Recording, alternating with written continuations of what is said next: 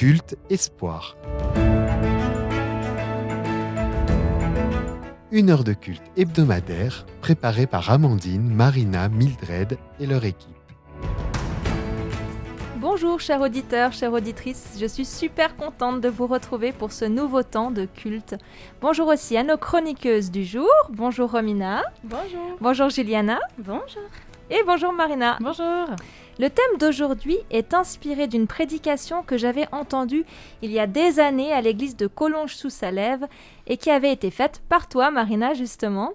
Elle m'avait marquée et je t'ai donc suggéré de construire notre programme d'aujourd'hui sur ce thème. Est-ce que tu peux nous expliquer de quoi nous allons parler en quelques mots ? Volontiers. Eh bien, nous allons parler de sel. La Bible dit que nous sommes du sel. Alors, nous allons réfléchir ensemble à ce que ça veut dire.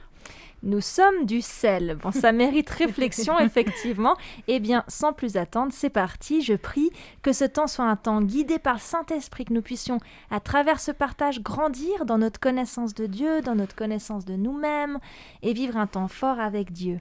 Voilà, pour commencer, Marina, tu vas nous parler d'un moment que tu vis avec Dieu dans ta semaine et tu nous as rien dit pendant la préparation de ce culte. Tu voulais nous garder la surprise. Alors, j'ai vraiment hâte de vous parler de quelque chose de vraiment super sympa que je vis tous les jours depuis presque 2-3 semaines. Un concept tellement génial et qui va évidemment, j'en suis sûre, vous plaire, notamment dans les jours d'hiver qui approchent. Vous trépignez d'impatience, mais oui, non ? là, dis-nous. Dis-nous tout. Alors, je vous présente quelques produits. On a ici une infusion. D'accord. Vous avez ici un coffret. C'est quelque chose de très spécial. Priez sans cesse. Oh, c'est Menthe beau. poivrée, coffret de 30 sachets. C'est de la tisane. Ah bah attendez, j'ai pas tout fini. Et puis le tout dernier, ça fait un peu de bruit que vous avez ici. Tino. Alors, à l'origine, 3 filles. Aude, Anne et Mélodie. Elles ont créé une entreprise en 2018 qui porte un slogan très intéressant que vous trouvez ici. Quand l'heure du thé devient un temps pour prier. Oh. Et ouais. Alors, ils ont créé T-Notes. C'est le nom de leur entreprise, du coup, que vous retrouvez sur l'ensemble de ces produits. Très, très intéressant. Je vous laisse peut-être passer. Vas-y. Super intéressant l'idée. Donc, vous les retrouvez sur Facebook, sur Instagram, mais surtout sur leur site internet www.tnotes.fr. Alors, T-Notes propose une vente en ligne de thé, d'infusion, respectueux de l'environnement et le tout, surtout, accompagné de versets bibliques. Alors, j'ai commencé par cette formule ici que vous avez dans le pochon, qui s'appelle « Être centré sur l'essentiel ». Le petit slogan, comme on l'a vu, est bien indiqué dessus. Et vous avez à l'intérieur des sachets de thé vert au jasmin. Alors, je n'ai pas attendu, les filles, de prendre mon petit thé au jasmin. Oh là là, moi du je veux. jour. Donc il y a le verset sur l'étiquette en fait. Ouais, vous avez chaque journée qui est inscrite ici. Nous sommes ici au jour 26. Et il y a le texte biblique qui nous est proposé, Psaume 27, verset 1. Et puis juste à l'arrière de l'étiquette, il y a le texte biblique que je vais vous lire. « L'Éternel est ma lumière et mon salut, de qui aurais-je crainte ? L'Éternel est le soutien de ma vie, de qui aurais-je peur ?» Hyper intéressant, non ? Ouais, vraiment. Vous connaissiez ce... J'avais déjà entendu parler, mais pour les couples, je savais pas que ça se faisait de manière générale comme ça. C'est super, je trouve. Ah ouais, très intéressant. Donc, un sachet par jour pour 1 mois, si vous le voulez bien, sur lequel, du coup, sont accrochés ces versets bibliques, version second, s'il vous plaît, sur le thème que j'avais choisi, qui était être centré sur l'essentiel. Ça m'a permis, en tout cas, de faire une pause qui ait du sens dans ma journée, depuis quelques semaines, dans mes journées de travail assez longues. Et donc, tous les jours, durant ma pause, qui était avant ma pause café, j'ai décidé de boire le thé de T-Notes. Je prends le temps de la dégustation, très très bon thé, et je lis le texte biblique qui est accroché. Je prends le temps de réfléchir sur le sens de ce que ce verset peut avoir pour ma vie, et puis sur ce qu'il peut avoir comme effet concret pour ma journée. Très bon support. Il existe donc, comme je vous ai dit, d'autres supports comme celui-ci. Priez sans cesse. Alors là, c'est exactement la même chose. Coffret 30 jours. Voilà. sur le thème de la prière. Puis tu peux même l'embarquer. Enfin, je suis en train de réfléchir à ma salle des profs où on s'arrête pour notre pause café ou thé. Là, tu peux très bien l'amener et puis tu imposes rien. Mais si une personne voit et puis qui se pose des questions, c'est... Exactement, ça peut être interpellant. Ouais. Hein. C'est un très très bon outil, ça permet justement peut-être un cheminement, comme tu le dis, avec des collègues de travail, avec des amis, sur un temps de goûter, voilà, ou à vivre avec une personne qui ne connaît pas Jésus. Un temps convivial autour d'un bon thé, on aime bien ça, de tisane pour celles qui sont moins thé. Enfin voilà, il y en a pour tous les goûts. Et moi je remercie Anne, je remercie Aude et Mélodie qui ont créé justement T-Notes, qui est un moyen pour moi aujourd'hui de vivre la parole de Dieu autrement. Et puis dès demain, en tout cas très prochainement, de pouvoir le partager avec les gens qui m'entourent. Ah, c'est trop chouette, c'est merci. clair. Marie, Avec pour ce suggestion. grand plaisir. Ouais, top, merci. Moi, ça m'a mis de bonne humeur, écoute, ce début de service de culte, et j'ai envie de continuer dans cette bonne humeur. J'avais envie de commencer par un chant qui, je trouve, représente bien ce qui se passe à l'intérieur de certaines d'entre nous quand on commence à louer. Parfois, malgré les circonstances de la vie, quand je commence à louer, tout d'un coup, je ressens une joie. Et j'aimerais te partager ce soleil que je ressens à l'intérieur en espérant que celui-ci te réchauffe un peu comme tes tisanes aussi, Marina, et que tu puisses le partager à ton tour.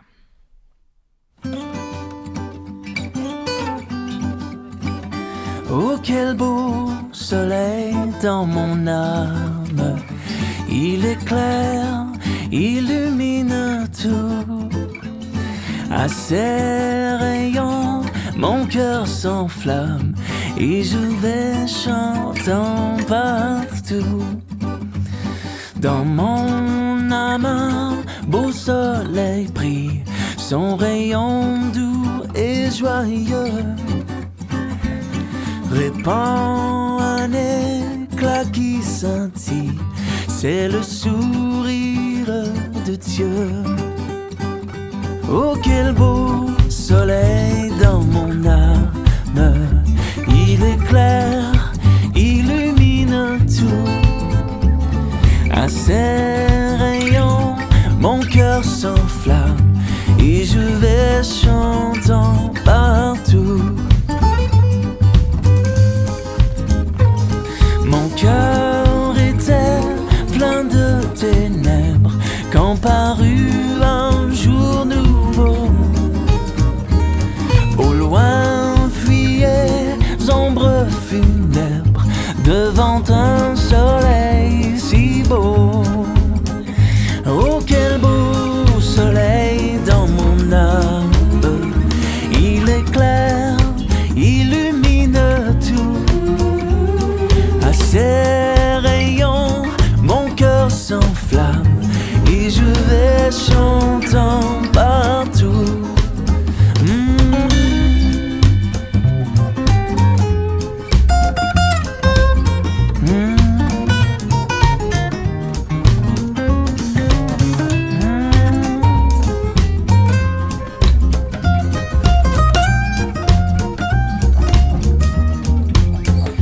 Oh, quel beau soleil dans mon âme, il éclaire, illumine tout.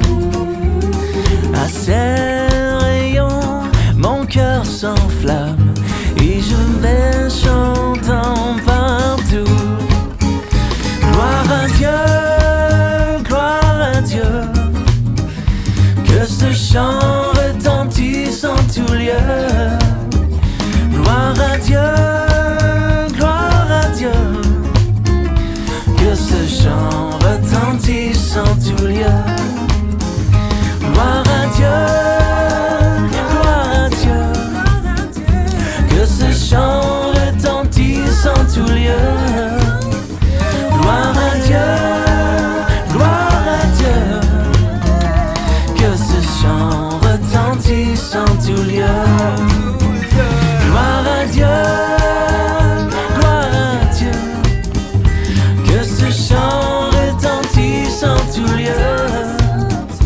Gloire à Dieu, gloire à Dieu, que ce chant retentisse en tout lieu.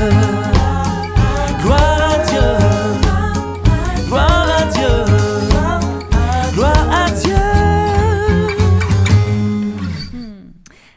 Pourquoi est-ce qu'on loue Dieu?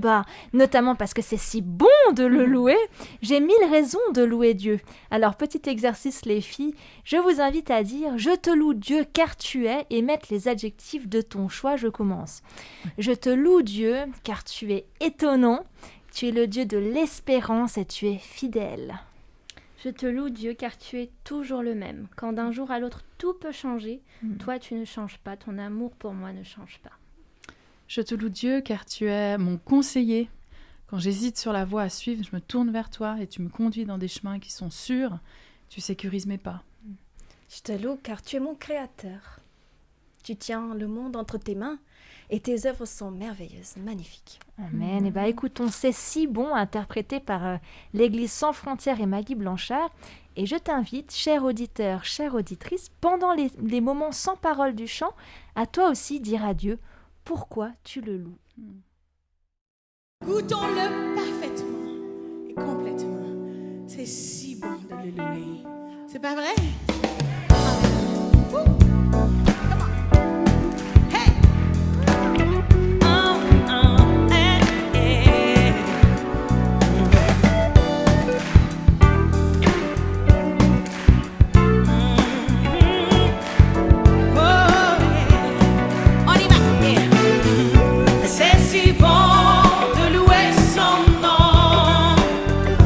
Chanter des louanges et gloire à son Saint-Nom, de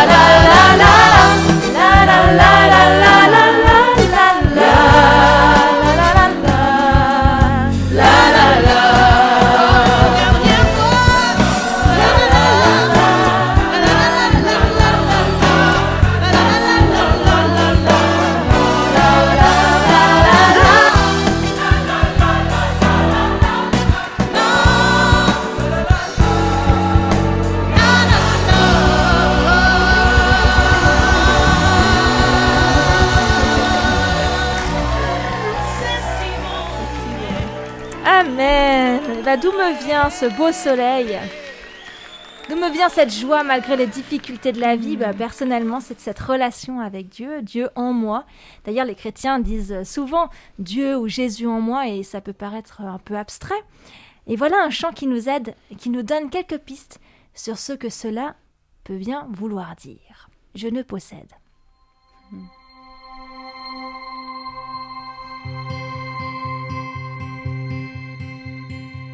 C'est une rivière et l'eau s'y promène, baignée de lumière, toujours nouvelle la vie. La vie s'écoule en moi. Je voudrais sauver ce flot de passage, garder pour demain, poser des barrages, mais l'eau s'enfuit entre mes doigts.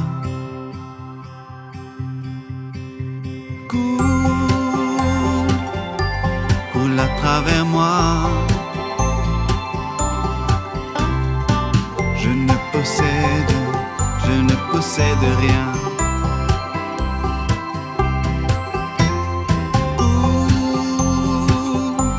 Coule à travers moi. Je ne possède rien, mais j'ai tout en toi. Ce sont des semences, ce sont des promesses, ce que je détiens, toute ma richesse, la vie entre mes mains. La graine gardée deviendra stérile, mais abandonnée à la terre habile, la vie continuera demain.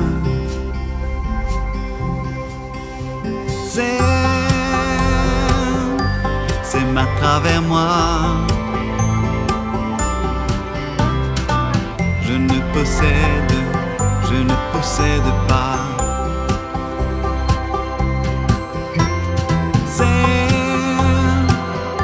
Sème à travers moi. Je ne possède rien, mais j'ai tout en toi.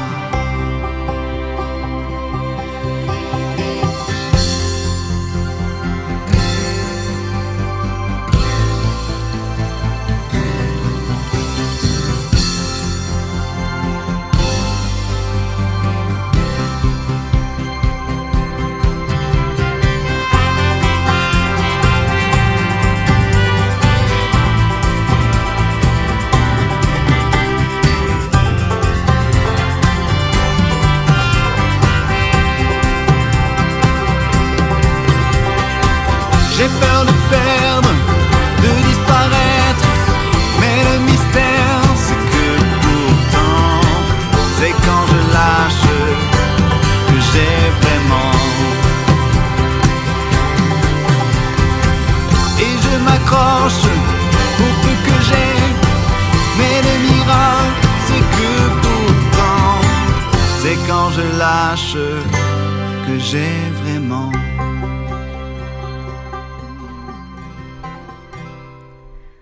J'ai entendu un témoignage que j'ai vraiment trouvé super et je voulais partager avec vous.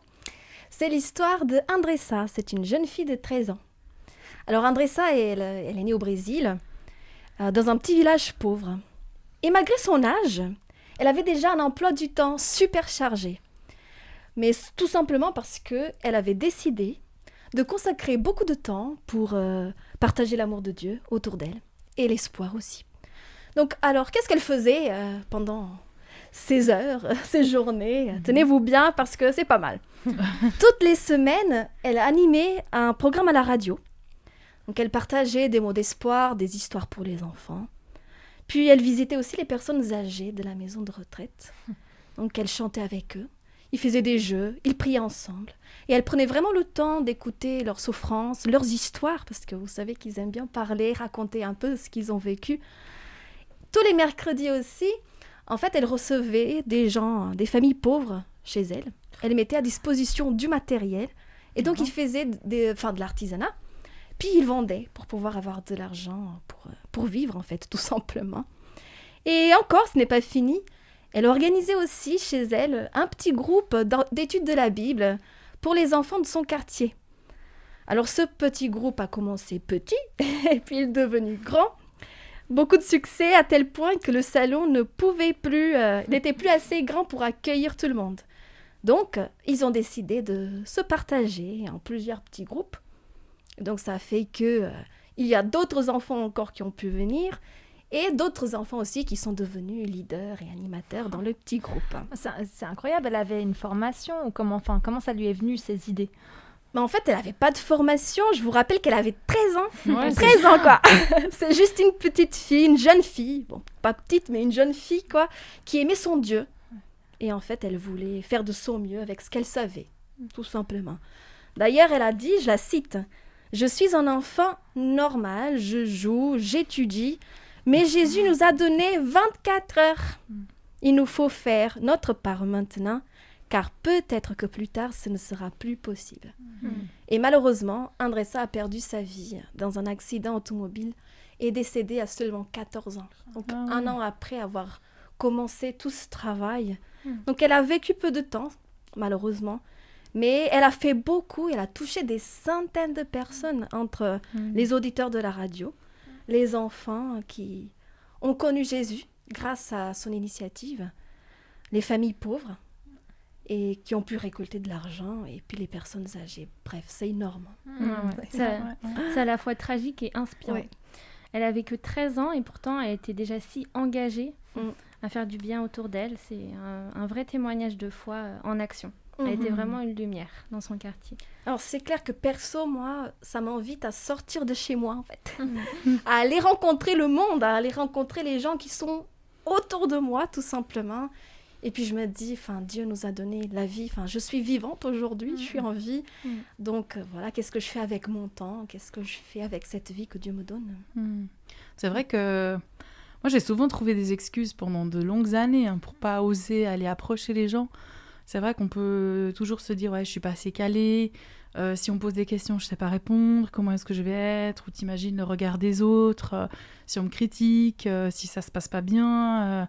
ça va être difficile, quoi. Et puis finalement, on voit que dans cette histoire, une jeune fille est capable de faire les choses pour lesquelles moi je me dis non, je trouve plein d'excuses, quoi. J'ai pas le temps. Et puis ça montre aussi que quand Dieu nous appelle, il nous rend capable de faire les choses. Ouais. Tout à fait, Marina. Alors d'ailleurs, ce moment de partage biblique, nous allons nous intéresser à un verset qui se trouve dans Matthieu 5, verset 13. « Vous êtes le sel de toute la terre. Mais quand le sel perd sa saveur, comment lui rendre son bon goût? Il ne sert plus à rien, on le jette dehors et les gens marchent dessus. » Je crois que c'est là la question pour la suite de ce témoignage que tu nous as donné. Romina, quelle est la raison de notre présence ici dans le monde? Quelle est notre mission en tant que chrétien? Et puis, je vous invite justement à explorer ensemble quelques pistes. Dans ce texte que tu viens de nous lire, Jésus dit « Vous êtes le sel de la terre ». Ici, il s'adresse aux disciples, on le découvre au début du chapitre. En tant que chrétien, ça me concerne aussi. Vous êtes le sel de la terre. Qu'est-ce qu'il a voulu dire par là? Ce qui est intéressant d'abord, c'est qu'il dit « vous êtes » et pas « vous devriez » ou « vous allez être ». Non, Jésus a de l'ambition. Il parle de notre identité. Vous êtes le sel de la terre. Moi qui peut-être me demande qui je suis, qui me pense insignifiante, Jésus, en Jésus, je suis du sel et j'ai de la saveur. Voilà l'essence du chrétien. Et qu'est-ce que ça change finalement concrètement dans ma vie? Ça m'invite à aller à la rencontre de cette identité que j'ai en Jésus. En quoi je suis du sel? Ça me donne un but, apporter de la saveur. Mais à quel plat? Quand? Comment? J'ai une œuvre, une mission pour ce monde. C'est déroutant et incroyable à la fois. D'après Jésus, ma manière d'être, d'agir dans ce monde donne, ou pas, à la terre de la saveur. Mais avant de découvrir notre mission, parlons un peu de sel. Oui, alors à quoi sert-il le sel? On sait qu'il y avait à l'époque des routes de sel, des routes maritimes, terrestres, fluviales. Le sel était taxé, il y avait des contrebandes de sel aussi, on connaissait la valeur de ce sel. On sait qu'il conserve les aliments. il nettoie, il purifie. On sait dans la Bible, d'ailleurs, on en parle, qu'on purifiait les nouveau-nés avec du sel, en les frottant avec du sel. Et puis enfin, l'usage le plus connu, en tout cas, c'est qu'il donne du goût, de la saveur dans nos plats, en cuisine. Il sert à assaisonner, à relever les aliments. Le sel met en valeur les aliments auxquels il se mélange. Il fait ressortir toute leur valeur, leur goût, leur beauté, leur potentiel finalement. Et je pense à celles et ceux qui suivent des régimes sans sel.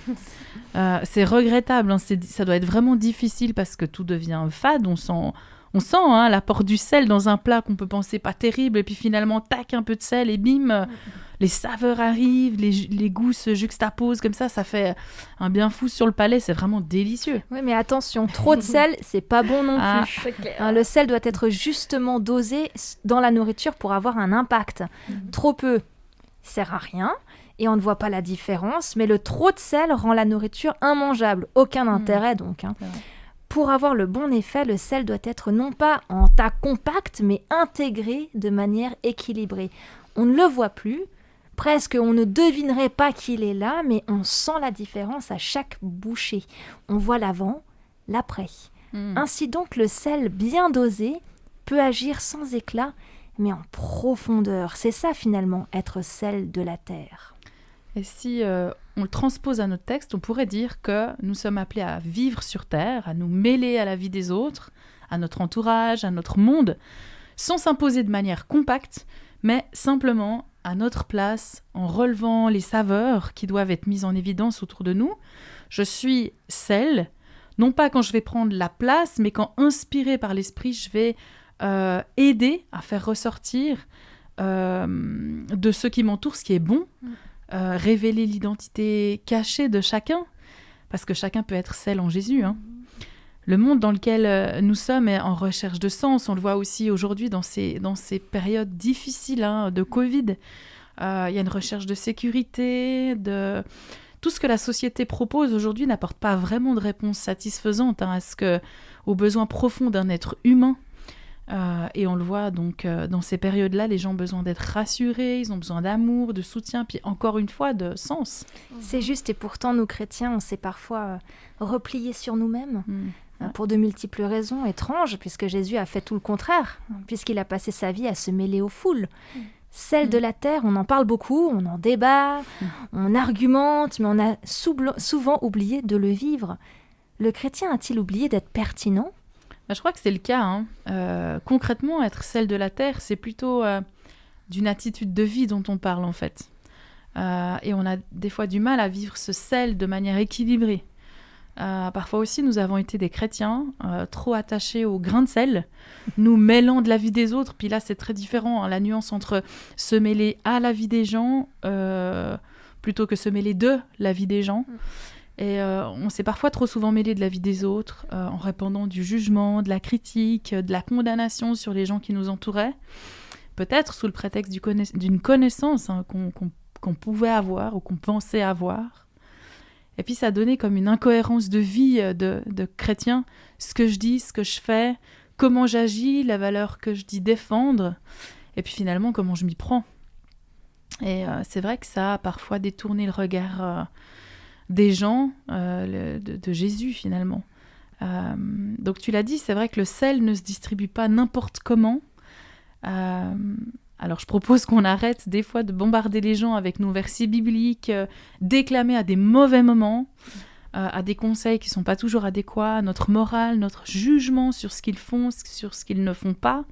Je ne suis pas sûre que ce genre de sel fasse le travail attendu, et puis ne correspond pas finalement aux propos que Jésus a portés durant toute sa vie, quoi. C'est ce que Marina vient de dire, te rappelle des moments pénibles vécus à l'église ou en famille. Si tu as reçu des paroles de jugement, si en tant que chrétien nous n'avons pas su te valoriser ou te soutenir ou t'aimer, j'aimerais te demander pardon.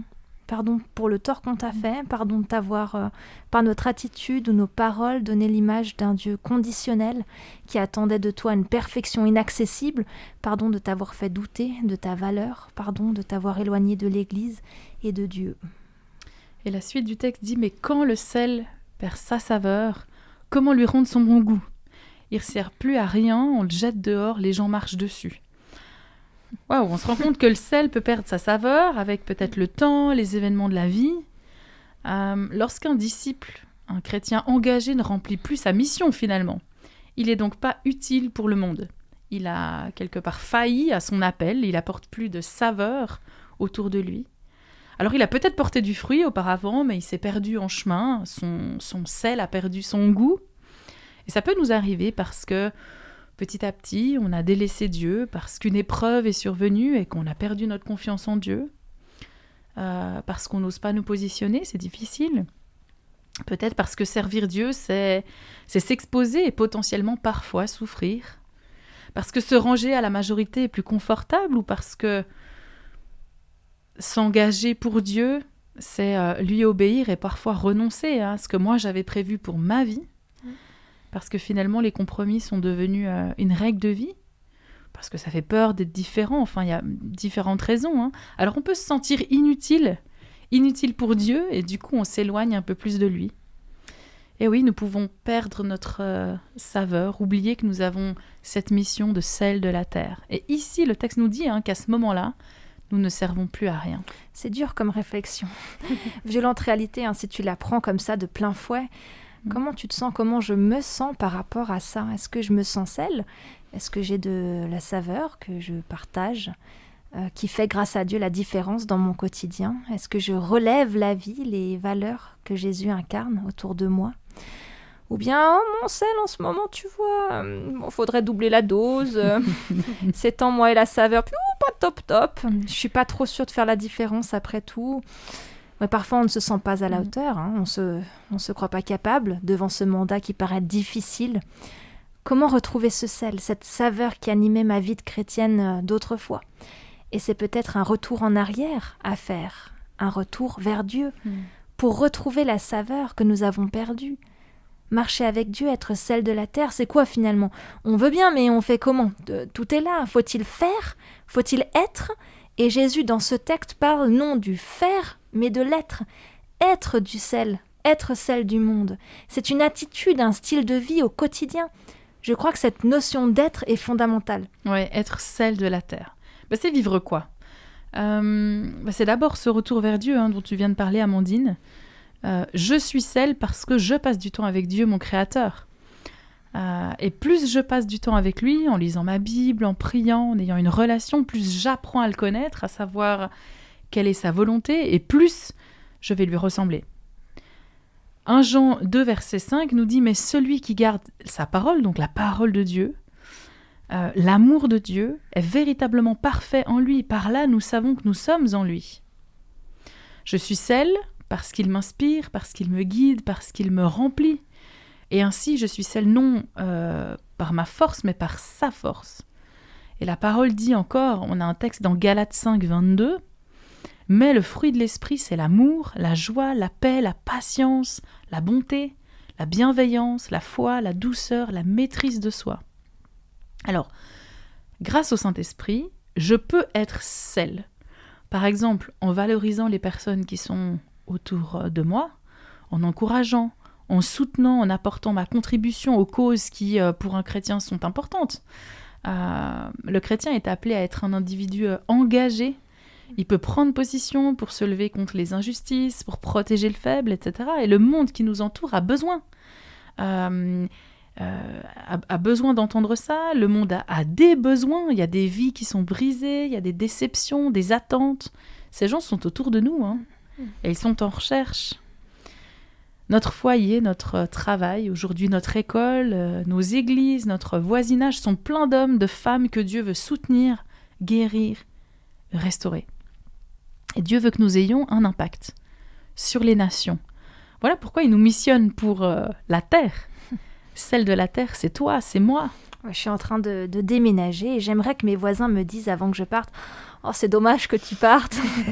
T'as su amener quelque chose de positif parmi les voisins, voilà, de la solidarité. J'aimerais quand j'arrive sur un nouveau travail qu'on me dise au bout de quelques temps « Ah, merci, depuis que t'es arrivé, il y a une atmosphère de paix, il y a moins de critiques, il y a plus de soutien entre nous, on apprend à se valoriser, c'est cool, ça fait du bien. » Nous sommes le sel de la terre, au travail, à l'épicerie, parmi les amis, comme tu disais Marina. Je demande tous les jours à Dieu qu'il m'aide à avoir une attitude de vie basée sur l'amour, le soutien, l'encouragement, l'écoute, la valorisation de l'autre, pour permettre aux autres de trouver le chemin vers Jésus. Ouais, très juste.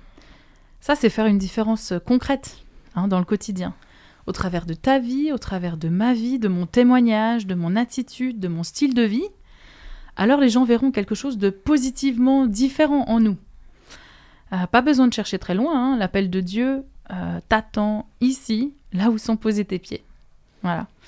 Alors allons vers nos contemporains, parlons-leur de la vie, cette saveur de la vie avec Dieu, du changement qu'il a opéré en nous, et mieux que de faire, soyons. Oui, Dieu t'aime, Dieu t'a créé pour que tu vives heureux, heureuse, et il a fait de toi le sel, un sel qui peut faire la différence dans ta vie et celle des autres. J'ai personnellement envie de me rapprocher de ce Dieu qui propose une vie qui a du sens, qui a de la saveur, qui m'engage et me stimule, qui m'équipe aussi et m'inspire pour être une bénédiction pour les autres. J'ai envie de lui dire, je me sens pas capable, dans un sens ça me fait peur, ou ça me fatigue, ou ça me semble inatteignable, mais en toi, je peux. Seigneur, je veux vivre cette vie avec toi. Aide-moi, apprends-moi à être sel, à mettre en valeur ce qui est bon dans mon entourage et sur cette terre, à redonner sens, à faire ressortir les saveurs de la vie, à apporter des réponses pertinentes à ce monde en quête de sens.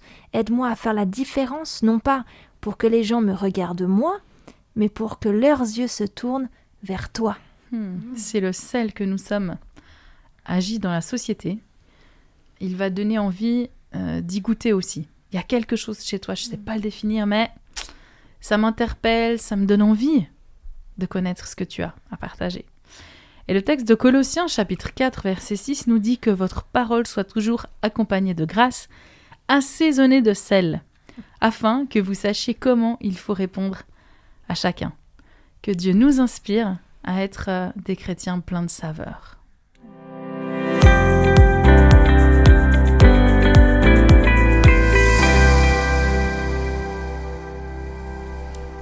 Merci beaucoup les filles pour ce message tellement essentiel pour notre vie de chrétien. Alors la promesse du jour se trouve dans Jean 15, verset 16. « Ce n'est pas vous qui m'avez choisi, mais moi, je vous ai choisi et je vous ai établi, afin que vous alliez et que vous portiez du fruit, et que votre fruit demeure, afin que ce que vous demanderez au Père en mon nom, il vous le donne. » Jésus aime utiliser des métaphores pour qu'on comprenne mieux les choses. Être le sel, porter du fruit, finalement, ça nous ramène à la même idée, donner du goût, révéler les bonnes saveurs dans notre quotidien sur cette terre. Comme tu le disais, Amandine, parfois ça nous paraît impossible, parfois ça nous fait peur même. Mais il ne faut surtout pas oublier que c'est Jésus lui-même qui nous a choisis pour porter du fruit. Et c'est donc lui qui nous rendra capables de le faire chaque jour si nous lui demandons son aide.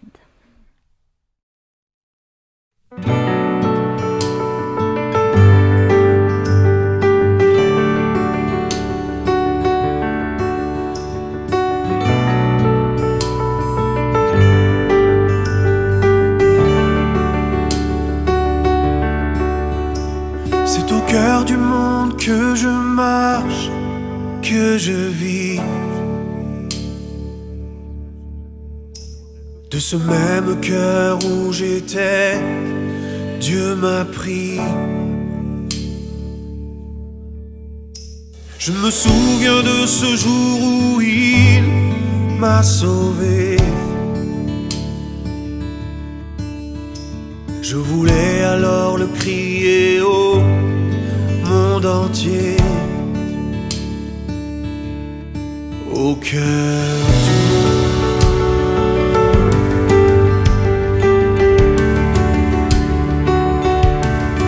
Au cœur du monde.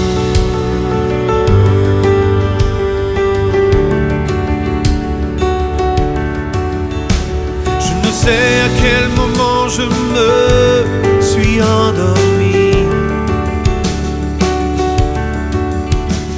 ni à quel moment mon amour s'est refroidi. Il y a trop de temps que l'on peut perdre pour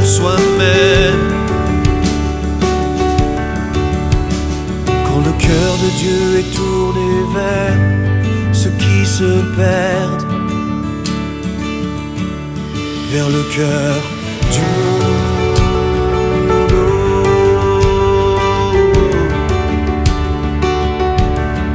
Au cœur du monde.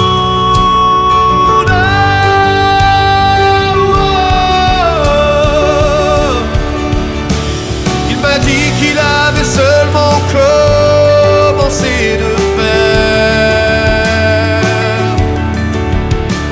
que ma vie servirait à des peuples et l'enfer. Il m'a dit que je pourrais le voir avec ses yeux, et que dans mon cœur il allumerait un feu pour le monde, un feu pour le monde, un feu pour le monde qui se perd.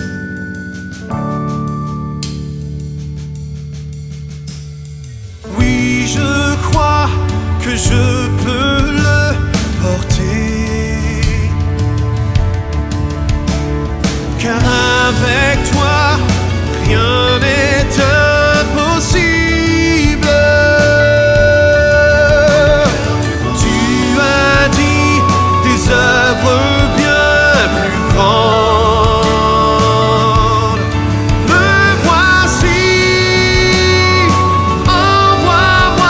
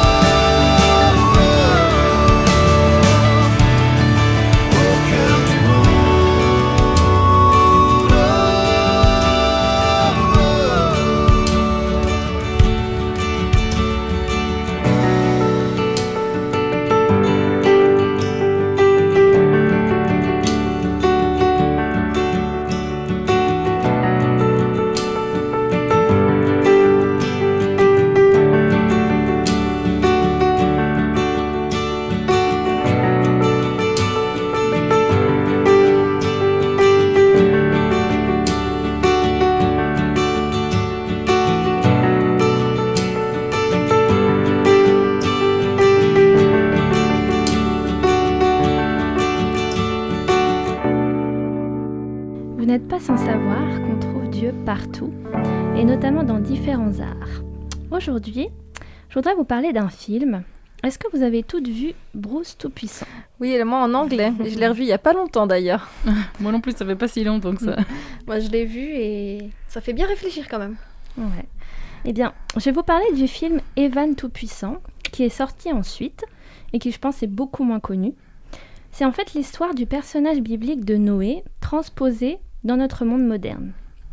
Pour rappel, il est dit dans la Bible que Noé vivait à une époque où la terre était pleine de violence et que les hommes ne pensaient qu'à faire le mal.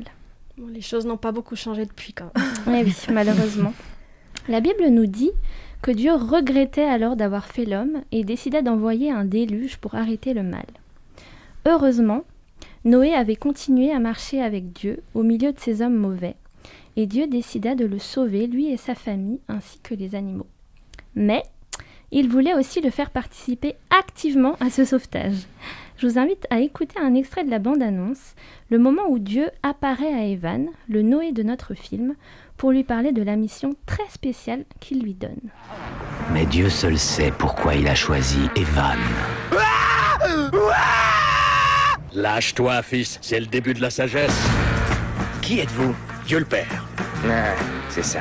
Et j'attends de toi, Evan Baxter, que tu bâtisses une arche. Ça fait pas partie de mes projets d'avenir. C'est important que je fasse bonne impression au travail. Messieurs, heureux de vous voir. Evan, tu ressembles à un mendiant dimanche. T'as l'intention de partir en tournée avec les Bee Gees? Ah, il faut vous raser. C'est ce que je fais, seulement ça sert à rien, ça repousse dans la foulée. Oh, c'est ce qui arrive quand on se rase, forcément. Alors on remet ça. Rassure-toi, le ciel t'aidera. Et si les gens te posent des questions, dis-leur que le déluge est proche. Dieu ne parlait peut-être pas d'un vrai déluge. Peut-être qu'il faisait allusion à un déluge de bonne conscience. Si tu as raison, je te dis pas comment je vais être furax. En fait, quand Dieu nous appelle à être sel de la terre, il nous appelle souvent, comme Evan ou Noé, d'une façon bien différente que celle qu'on avait imaginée ou planifiée. Comme on le disait, il nous appelle à être différents, donner de la saveur à ce monde. Et pour ce faire, il faut qu'on sorte de notre zone de confort. Il faut qu'on sorte de nos plans bien établis. Et ça demande plus de courage et surtout plus de foi. Est-ce que ça vous parle, ça, les filles? Complètement. Ça m'est arrivé plusieurs fois. Je peux vous raconter une expérience qui me fait toujours sourire à chaque fois que j'y pense. J'avais 17 ans. Et à l'époque, je m'étais rendu compte que je refusais souvent les engagements. Les gens me demandaient des choses et je refusais tout simplement sans forcément trop réfléchir. Donc en fait, je me suis rendu compte que j'avais peur, quoi. J'avais peur de ne pas savoir faire parfaitement ce qu'on me demandait. Je ne sais pas si vous comprenez, mais... Et en prenant conscience de ça, j'ai prié. Et j'ai dit à Dieu que je ne voulais plus refuser de m'engager. Ouh là là. Non. Et que je voulais me mettre à son service. Alors, voilà, je voulais arrêter les excuses pourries, quoi. Et voilà, j'étais sûre de ce que je disais, parce que je le voulais vraiment. Mais j'avais quand même un peu peur et je me suis dit maintenant il faut aller jusqu'au bout. Voilà. Et mais je n'avais aucune idée de ce qui m'attendait. Un jour plus tard, ma tante m'appelle et me dit « Romina, je voudrais faire une prédication avec toi à 2 voix. Est-ce que tu acceptes ?» Oh là là, bon. Je n'imaginais pas aller devant pour prêcher. C'était quelque chose qui ne me passait pas du tout par la tête. Et en plus, voilà, je me suis dit, j'ai donné ma parole à Dieu, maintenant il faut y aller. Donc avec énormément de peur, j'ai quand même accepté. Et oui, c'est vrai, comme tu disais, je suis carrément sortie de ma zone de confort. Mais Dieu m'a surpris, car cette prédication était la première de beaucoup d'autres. J'ai découvert une passion qui était celle de partager avec Dieu ce qui me touche, ce qu'il met dans mon cœur. Et je pense sincèrement que ce n'était pas un hasard que ma tante m'a demandé à ce moment-là de ma vie. Je pense que quand nous avons vraiment envie d'être sel de la terre et quand nous nous mettons à disposition, en fait, Dieu ouvre des portes, Dieu nous guide et parfois par des moyens qu'on ne s'attend pas du tout. Ça, c'est très juste. Pour ma part, moi, j'ai toujours cru que Dieu allait m'envoyer, m'appeler en tout cas à le servir en tant que pasteur ou missionnaire dans un coin... hyper reculée de mon domicile, je me voyais en Afrique, à vivre dans des huttes, à manger des insectes, enfin, voilà, j'avais vraiment cette vision de vouloir servir le Seigneur, mais probablement pas ici. Et puis Dieu m'a fait comprendre, et j'ai mis du temps, qu'il m'attendait là, dans ma région d'origine, que mon ministère de service serait ici, et pas le pastorat en plus. Simplement, là où j'étais, je suis à ma place, dans un ministère pour Dieu. Et en ce qui concerne Noé, sa mission était humainement une folie. Quand on pense qu'il a dû construire une arche pendant plusieurs décennies dans l'attente d'un déluge, alors qu'il n'avait encore jamais plu sur la terre. On imagine comme les hommes de l'époque ont dû se moquer de lui, mais il est dit plusieurs fois dans la Bible que Noé exécuta tout ce que Dieu lui avait ordonné. Je trouve que c'est pas facile de faire ce que Noé a fait. Il est allé carrément à contre-courant, mais il faisait totalement confiance à Dieu. Pour moi, c'est un exemple de foi extraordinaire. Et oui, en fait, Noé savait bien que quand Dieu dit quelque chose, il le fait, c'est sûr. Et cette fois, ce n'est certainement pas arrivé d'un coup au moment où Dieu l'a appelé. Oui, c'est clair. Pour moi, comme dans toute relation, la confiance se bâtit avec le temps, avec les expériences. C'est sûr. La Bible nous dit qu'il marchait avec Dieu. Je l'imagine marcher avec Dieu comme on marche avec un ami avec qui on peut tout raconter. C'est cette relation qui l'a préparé à faire confiance à Dieu, même quand il l'a appelé pour cette mission impossible. Pour finir, j'aimerais vous laisser avec une citation qui m'est restée d'un message de Bruno Picard, qui a pour titre « Dieu vous a choisi pour une mission ». Donc je vous invite aussi à l'écouter quand vous aurez un moment, parce que c'est vraiment en lien avec notre thème. Il citait lui-même quelqu'un en disant « Quand un homme est intime avec une femme, ils ont un bébé. Eh bien, quand on est intime avec Dieu, la vie de Dieu en nous déborde, elle se multiplie. Et justement, Marina va nous parler d'une image qui illustre bien cette idée dans la nature. Ouais, c'est exact, Juliana. Et d'ailleurs, j'aime trop ce culte espoir. Parce que depuis le début, on a parlé de nourriture physique, spirituelle, du lien entre ces deux aspects. Et dans cette chronique métaphore de la nature, j'aimerais vous partager une découverte faite pendant mes vacances. J'ai visité sur l'île de Noirmoutier en France les marais salants, une région où les gens cultivent le sel. Et c'est un savoir-faire qui se transmet de génération en génération. Et c'est assez passionnant de voir comment le sel, situé dans des œillets, comme des carrés bien définis par de la terre d'argile, comment il est extrait par des sauniers, c'est comme ça qu'on appelle les gens qui cultivent le sel. Et d'ailleurs, j'ai appris qu'il y avait plusieurs sortes de sel. Alors, je connaissais le gros sel, assez connu dans la cuisine, et puis il y a un tout autre sel, la fleur de sel, qui se récolte avec un processus très très différent finalement du gros sel, et pas tous les jours, ça dépend notamment de la météo. Et cette fleur de sel a une grande puissance pour relever les plats. Mais attention, pas trop, nous l'avons vu ensemble tout à l'heure. Et durant cette visite d'un marais salant, le jeune saunier nous a montré une petite plante qui ressemble à un haricot quand on cueille un peu ses petites tiges. On l'appelle d'ailleurs le haricot de mer ou le cornichon de mer, mais son nom le plus connu c'est la salicorne. C'est une algue sauvage de couleur verte dans sa belle saison qui rougit en automne et à ce moment-là, elle ne se mange plus. La salicorne est composée à plus de 90% 90% d'eau. Elle contient donc de l'eau, du sel, des oligo-éléments, des vitamines, bref, elle est très bonne pour la santé. Elle se mange bien verte, crue, en salade, confite au vinaigre, un peu comme les cornichons. Elle peut aussi se cuisiner comme des haricots verts, mais il faudra le faire rapidement et à la condition de dessaler un petit peu. Dans cette consommation, justement, attention à son sel. On consommera maximum 150 grammes de salicorne par jour, pour autant qu'on n'ait pas mis de sel dans d'autres repas de la journée, parce que c'est l'apport journalier maximum de sel recommandé, soit 1,5 g. La salicorne naît sur un sol qui est riche en sel marin, donc on la trouve facilement dans les marais salants, où elle pousse tout naturellement, toute seule. Et ce qui est intéressant, c'est qu'elle croît dans ce sel et qu'elle se multiplie à une vitesse fulgurante, de sorte que les sauniers doivent très très régulièrement enlever les salicornes de leur marais s'ils veulent continuer à cultiver du sel et non pas des salicornes. Ça me fait penser à notre histoire de sel de la terre. Ici, dans les marais, dans un lieu qui est la source du sel, il y a une algue qui naît, cette salicorne. Elle se développe, elle se multiplie à proximité de cette source de sel. Et elle grandit. Elle se multiplie. Si je transpose cette image à ma vie, je comprends que ma proximité avec Dieu, source de sel, me permet d'être sel et par là, d'être un terrain propice pour que d'autres bénéficient de ce sel, la salicorne, ceux qui m'entourent. Et ce terrain sur lequel ils sont leur permet eux aussi de se multiplier et à leur tour de porter du fruit et de transmettre ce sel. Parce qu'en effet, en automne, alors que je vous ai parlé de cette salicorne qui devient rouge et donc qu'on ne consomme plus, elle poursuit son travail. Ces petites fleurs qui étaient cachées dans les pliures se transforment en petites baies, si je peux appeler ça comme ça, ou des petites capsules.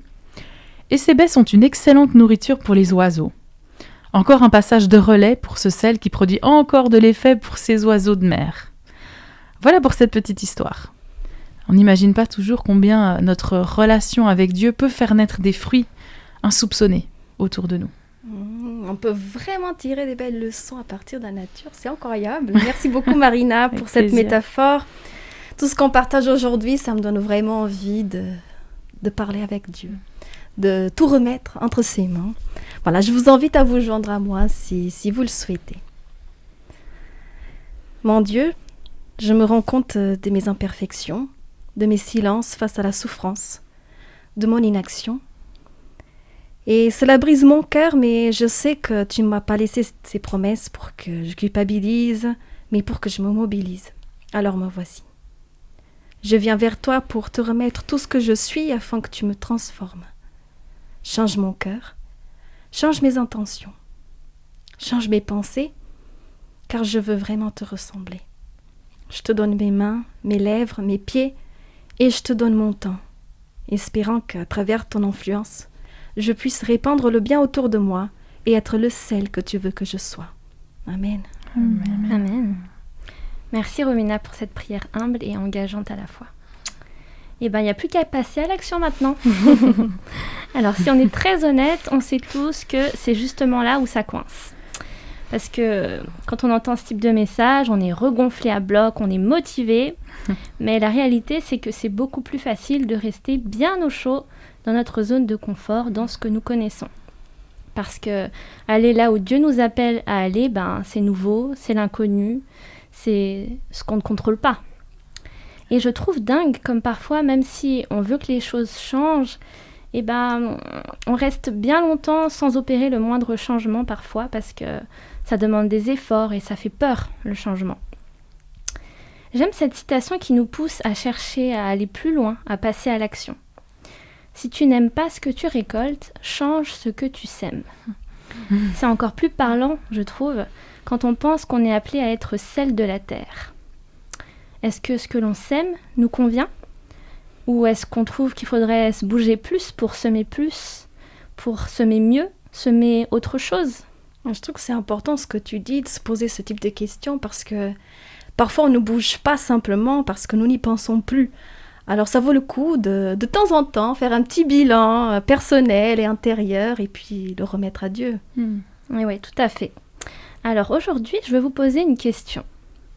Quelle est la nouvelle chose que Dieu vous appelle à faire ces derniers temps et que vous n'avez pas encore osé faire ou pris le temps de faire ? Commencez par une seule chose, aussi petite soit-elle, confiez-la à Dieu, puis faites-le. Comme le dit Wendy Blight dans un de ses messages, une prière, un pas d'obéissance, une personne à la fois. Parfois, on veut faire des choses grandioses, mais Dieu nous appelle à faire des choses simples chaque jour. Un service, un message d'encouragement, une discussion. C'est comme ça que Dieu nous appelle à être sel de la terre, un pas après l'autre. Une prière, un pas d'obéissance, une personne à la fois. Merci Juliana pour cette invitation, cette petite piqûre de rappel qui m'aide à me mettre à l'action.